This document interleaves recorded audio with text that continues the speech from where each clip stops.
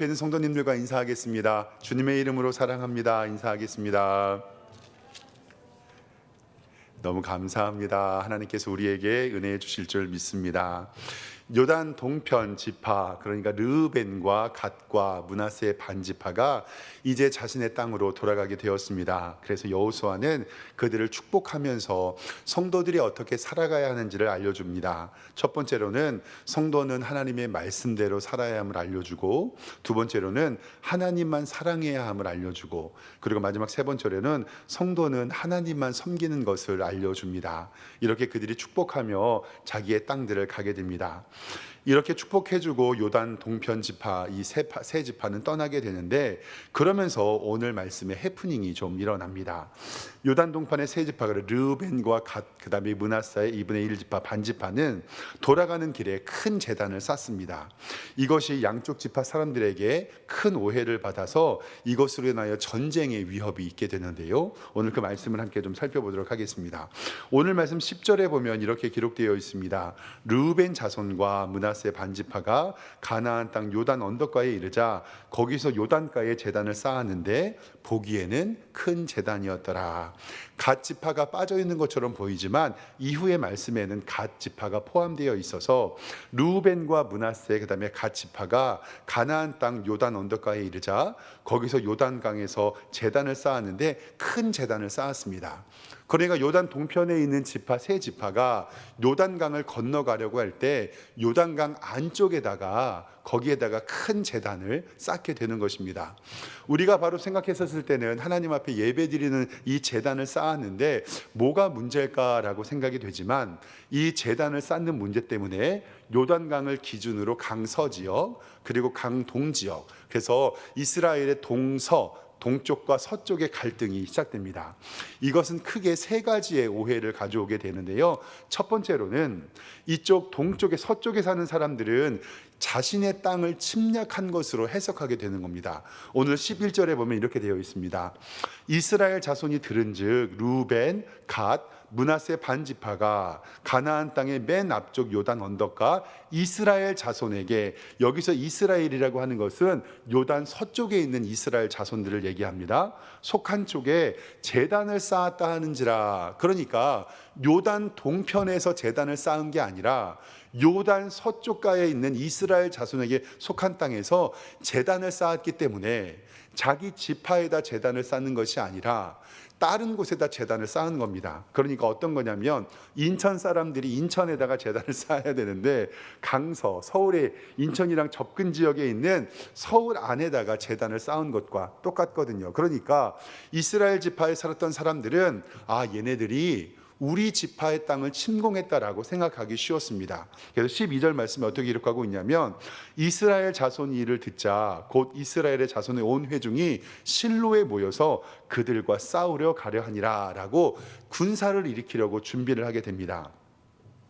자신들의 땅에다 제단을 쌓으면 되는 것인데 다른 지파의 땅에다 제단, 그것도 성경 말씀에 보면 22장 10절의 하반절에 보기에 큰 제단이었다라고 하는 것으로 제단을 쌓은 것을 보게 됩니다. 그러니까 첫 번째로는 자신의 땅을 침략한 것으로 오해를 받았고요, 두 번째로는 뭐냐면 성막이 실로에 회막으로 지어진 다음에 단을 쌓지 말라 했던 하나님의 말씀을 지키지 않았습니다. 오늘 말씀 19절에 보면 이렇게 기록이 되어 있습니다. 여호와의 성막이 있는 소유지를 건너라. 우리 중에서 소유지를 나누어 가질 것이라. 오직 우리 하나님 여호와의 제단 외에 다른 제단을 쌓음으로 여호와를 거역하지 말며 우리에게도 거역하지 말라라고 성경은 기록이 되어 있습니다. 무엇이냐면 오직 우리의 하나님 여호와의 제단 외에 다른 제단을 쌓음으로 여호와를 거역하지 말라라고 이야기를 합니다.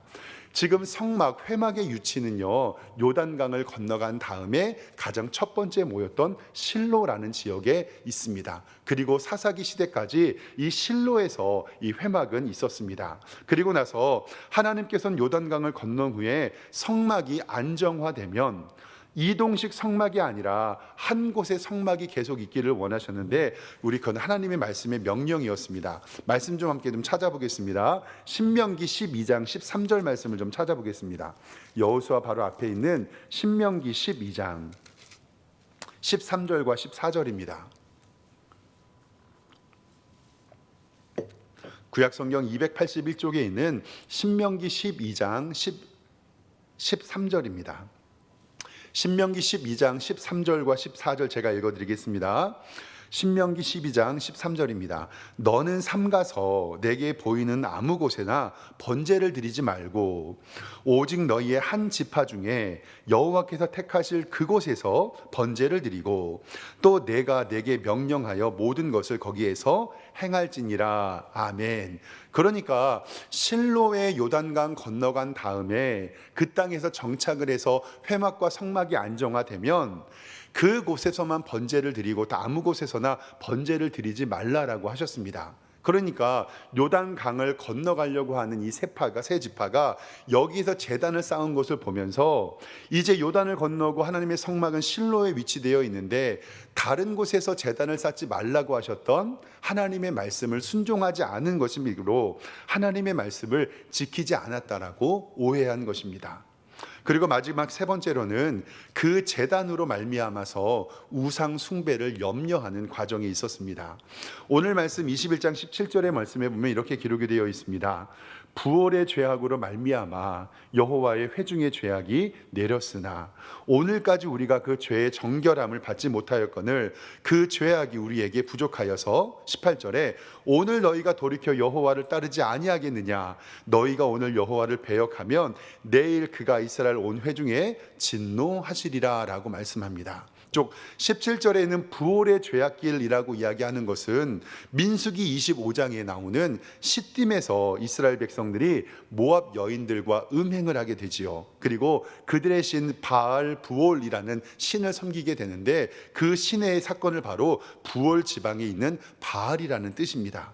그러니까 민수기 25장에 부올의 죄악으로 말미암아라고 하는 것은 우리가 이방신을 섬겨서 그때 전염병으로 죽었던 사람이 2만 4천 명입니다. 그러니까 너네가 하나님께서 실로 이외에 다른 곳에다 제단을 쌓지 말라고 하셨고 그리고 그 제단 쌓은 곳에서 하나님 앞에 예배드리지 말라고 했는데 그 제단을 쌓은 곳으로 보니 하나님의 명령을 어겼고 그리고 너네 여기에서 우상 숭배하려고 하는 것이 아니냐라고 오해를 한 것입니다.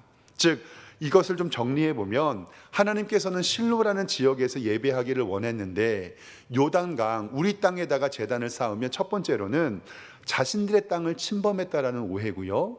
두 번째로는 하나님의 말씀에 순종하지 않았고요. 그리고 세 번째로는 우상 숭배의 가능성이 있었기 때문에 이제는 오해를 한 것입니다. 이제는 서편에 있는 군사들을 일으켜 전쟁을 나아가려고 합니다. 전쟁을 바로 일으킬 수 없으니 제사장 엘레아살의 아들 비느하스를 동편으로 보냈습니다. 그리고 그때 이스라엘의 10지파 10명의 지도자들, 성경에는 그들을 천부장이라고 이야기를 하는데 그들을 민족 대표로 함께 보냅니다. 물론 이들은 다음 주에 볼 말씀도 있겠지만 대화를 통해 서로의 어려움을 해결하게 되는데 오늘 말씀으로 하나님의 은혜를 세 가지만 함께 나눠보도록 하겠습니다. 첫 번째로 기억할 것은 성도의 삶은 덕을 세우는 삶이라는 것을 꼭 기억하시길 바랍니다.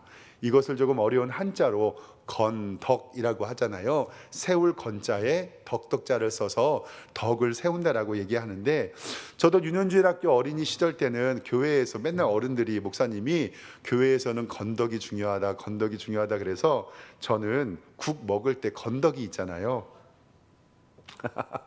왜냐하면 한자 말을 모르니까 교회에서는 목사님도 건덕하셔야 되고 장로님도 건덕하셔야 되고 우리 성도님들도 건덕하셔야 된다고 해서 국을 먹을 때는 건더기를 잘 챙겨야 되는구나 라고 생각을 하는데 나중에 이제 조금 큰 다음에는 세울 건자의 덕덕자 하나님의 교회 안에서 덕을 세운다라는 뜻입니다. 7년 동안 함께 정복전쟁을 하고 피를 나눈 형제가 목숨을 바쳐 싸웠는데 그 제단 하나 잘못 사용했던 것 때문에 자신들의 땅을 침범하고 하나님의 말씀에 순종하지 않고 우상 숭배의 가능성이 있다라는 오해를 하게 된 것입니다. 즉 하나님 앞에 제단을 쌓고도 그것이 다른 사람들에게 오해가 되었으니 이것은 예수 믿는 사람들이 덕을 바로 세우지 못했다는 것을 성경은 이야기합니다. 우리가 가만히 좀 살펴볼 것은 때로는 이러한 우리의 하나님에 대한 열심이 다른 사람에게 피해를 주는 일이 있을 수도 있다는 사실을 기억하셔야 됩니다. 서로 조심해야 하고 우리의 삶이 다른 사람의 행동을 영향을 미칠 수 있다는 사실을 기억하면서 내가 아무리 좋은 일이라도 다른 사람에게 오해를 불러일으킨다면 그것 때문에 다른 사람이 상처를 받을 수 있다는 생각을 하면서 신앙생활을 해야 됩니다. 그래서 사도 바울 목사님도 우상 제물에 먹는 문제에 대해서 이야기합니다. 우상은 아무것도 아니니 우상에 바쳐진 제물에 관하여 먹는 것은 우리가 아무런 부담이 없다. 그런데 고린도전서 8장 13절 말씀에 이렇게 기록이 됩니다. 만일 음식이 내 형제를 실족하게 한다면 나는 영원히 고기를 먹지 아니하여 내 형제를 실족치 않게 하리라. 아멘. 우상에 있는 제물, 고기를 먹는 것에 대하여서는 아무런 문제가 되지 않는다. 그런데 만약에 연약한 성도님들이 만약에 내가 고기를 먹는 것에 의하여 시험에 든다면 나는 평생 고기를 먹지 않겠다라는 말씀입니다. 우리 성도님들께 한번 여쭤보겠습니다. 목사는요, 노래방 가면 됩니까? 안 됩니까?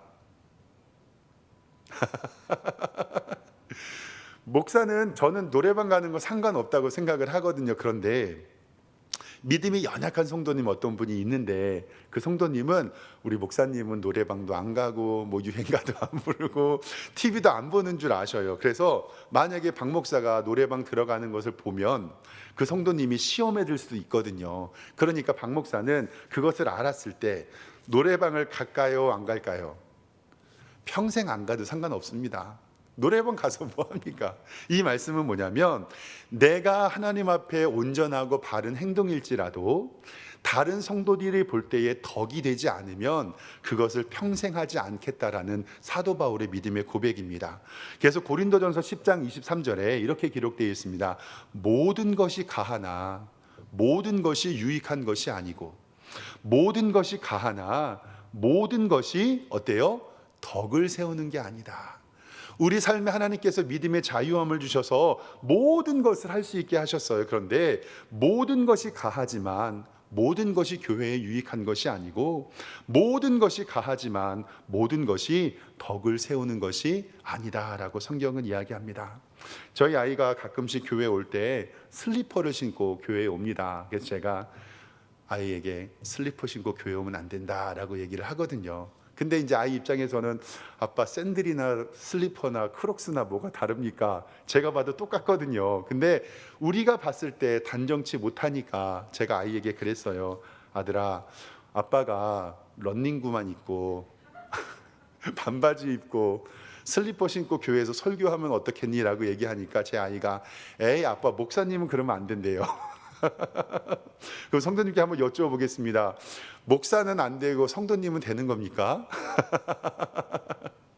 혹시라도 우리의 복장 때문에 다른 사람이 시험에 들 수 있고 실족할 수 있다면 안 하는 게 옳죠. 모든 것이 가하지만 모든 것이 유익한 것이 아니라 모든 것이 가하지만 모든 것이 덕을 세우는 것이 아니기 때문에 아이들에게 늘 가르칩니다. 하나님의 교회 올 때는 가장 단정한 옷 입고 와라. 그리고 제일 좋은 옷 입고 와라. 그래서 오늘 말씀 고린도전서 10장 31절 말씀의 결론이 그런즉 너희가 먹든지 마시든지 무엇을 하든지 하나님의 영광을 위하여 하라. 이것이 바로 하나님의 교회의 덕을 세우라는 하나님의 말씀입니다. 두 번째로 기억할 것은 뭐냐면 바로 우리는 죄에 대해서는 단호해야 된다는 사실입니다. 요단 서편 사람들이 전쟁을 일으키려고 한 이유는 오해에서 비롯되었습니다. 자신의 땅을 침공했다는 생각과 하나님의 말씀에 순종하지 않았다는 생각과 그들이 우상 숭배의 가능성이 있었기 때문에 전쟁을 하려고 했는데 피를 나누고 목숨을 나눈 형제들에게 전쟁을 하려는 이유는 무엇이냐면 하나님을 향한 신앙의 순결성을 지키려고 했기 때문에 그렇습니다. 왜냐하면 오늘 말씀에 우상 숭배를 통해서 부활의 일들을 그리고 너희가 아간이 범죄한 것을 잊지 않느냐, 너희 집 하나가 범죄하면 그 모든 것이 우리에게 영향을 입히니 너희는 그것을 하면 안 된다라는 바로 이거의 신앙의 순결성을 지키려고 하는 것입니다. 이것을 영적으로 바라보면요, 우리 교회도 하나님 나라의 순결성을 지키고 경각심을 가져야 됩니다. 때로는 좋은 게 좋은 거라는 식의 타협, 그리고 어떤 것에 유들이라는 표현으로 인해서 하나님의 복음의 순수성을 파괴할 수도 있다라는 사실을 기억하고, 예수 그리스도가 이 땅의 소망이며 유일한 구원자라는 사실, 이 진리에 대한 부분은 우리는 절대로 타협할 수 없는 것을 기억하시길 바랍니다.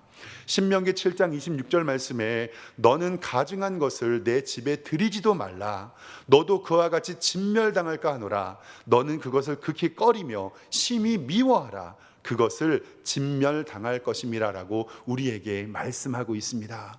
때로는 주일 성수와 예배 지킴과 하나님 앞에 올려드리는 헌물과 우리의 시간을 봉사하는 것들이 요거 하나 빠져도 괜찮겠지, 내가 헌금 좀 덜해도 괜찮겠지, 내가 예배 시간 좀 다른 곳에서 뭐 해도 괜찮겠지라고 마음이 들 때가 있습니다. 그러나 사랑하는 성도 여러분, 우리 마음 가운데 예수 그리스도를 주로 삼아 하나님 앞에 예배 드리는 것을 포기하지 마시고, 가증한 것을 우리 집에 드리는 것을 빨리 버리시고 하나님께만 영광 돌리는 여러분 되시기를 주님의 이름으로 축원합니다. 마지막 세 번째로는 우리는 귀를 기울이고 들어야 됩니다. 그 전에는 아무도 알지 못한다는 사실입니다. 전쟁을 일으키려고 했던 10지파의 대표들은요, 비느하스를 대표로 10명의 대표 천부장을 사절 땅으로 보냅니다. 그리고 10지파의 의견을 말하게 하고 의견을 듣습니다. 결국 이제 다음 주에 말씀을 보겠지만, 들어야 하고 자신의 말을 이야기함으로써 전쟁은 이루어지지 않았습니다. 그렇기 때문에 우리 삶에서요, 듣는 것은 굉장히 중요합니다.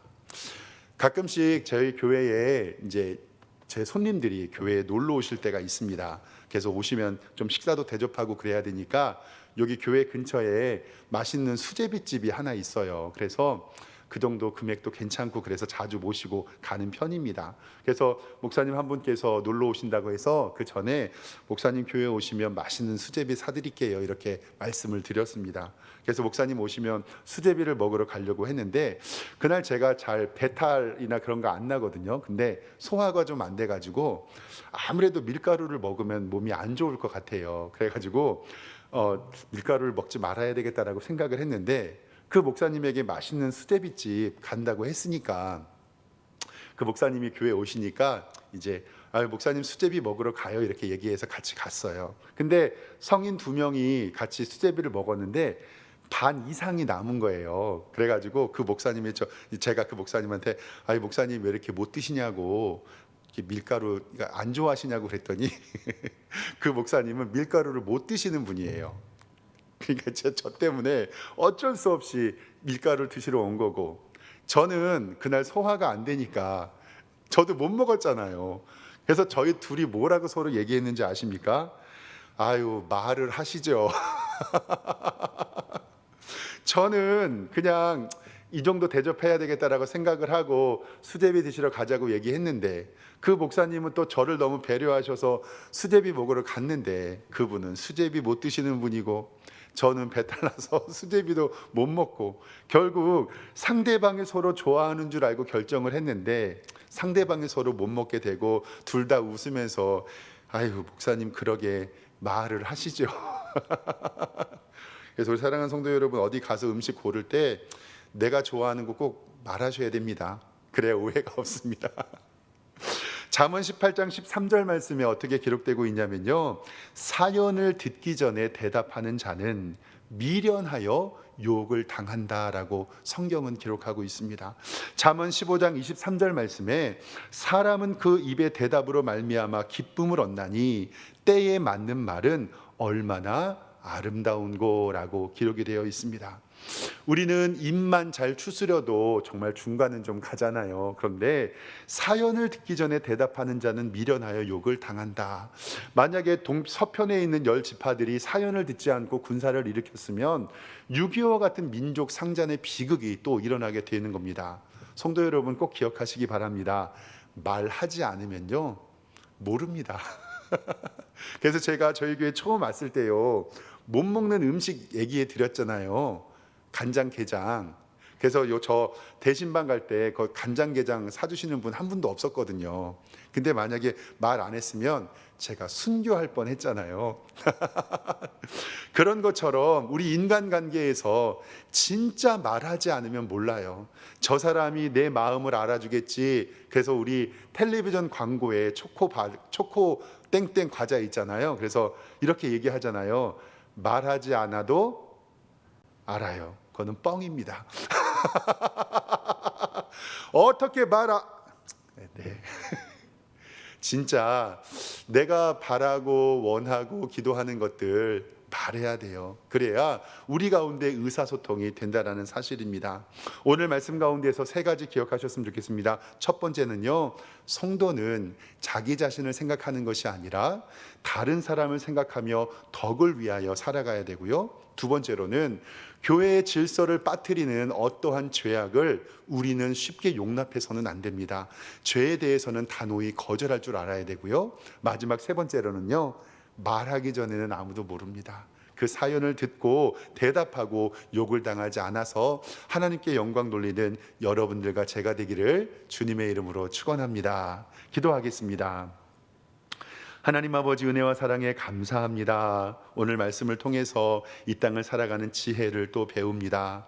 성도의 덕을 위하여, 그것을 위하여 간구하고, 죄에 대해서는 단호히 거절하며 서로 함께 말하고 교제하면서 서로의 마음을 이해하는 우리 성도님들이 되어서 우리 교회가 하나가 되고 하나님의 풍성한 은혜를 받는 하나님의 교회가 될 수 있도록 인도하여 주시옵소서. 감사드리고 예수 그리스도의 이름으로 기도드리옵나이다. 아멘.